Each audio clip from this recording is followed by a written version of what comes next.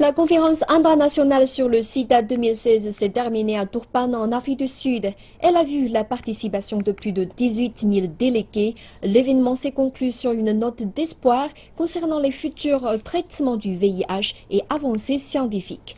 Mais la nouvelle présidente de la Société internationale SIDA, la professeure sud-africaine Linda Keogh Baker, a déclaré à cette occasion que le monde devrait continuer sa lutte après la conférence.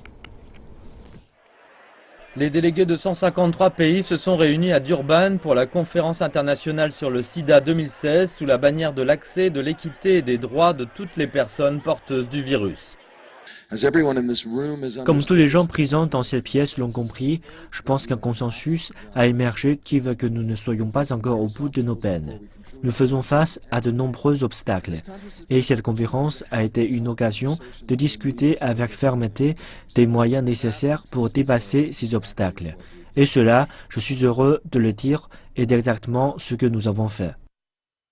Malgré la longue route encore à parcourir dans la recherche et le développement en matière de lutte contre le sida, la cérémonie de clôture de la conférence de Durban avait des airs de célébration.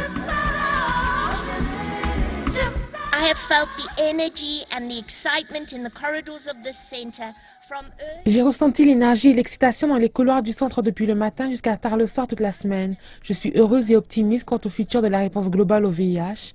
Les avancées mondiales dans le domaine ont été partagées durant la conférence et nous ont donné confiance dans la possibilité de battre l'épidémie. Tous les jours, nous avons vu les communautés, la science, la politique et les droits présentés durant ces jours extraordinaires. Mais il reste beaucoup à faire.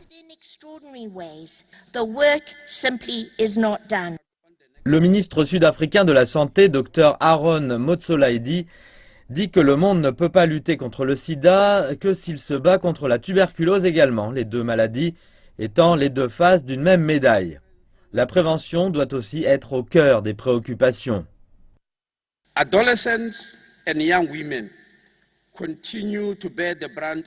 Les adolescents et les jeunes femmes continuent d'être les plus touchés par l'épidémie. Les nouvelles infections chez les 15 à 24 ans demeurent trop élevées. Nous avons mis en place des programmes qui s'adressent aux jeunes femmes.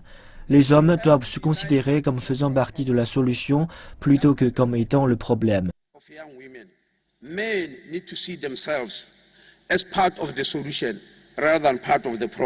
Si le sommet de Durban 2000 restera dans les mémoires comme celui d'un grand déni de réalité concernant l'état du sida en Afrique du Sud, la conférence de 2016 sera, selon le sentiment général, celle de l'espoir. La province de KwaZulu-Natal est l'une des plus touchées par l'épidémie et la conférence a inspiré un plus grand espoir et une plus grande détermination.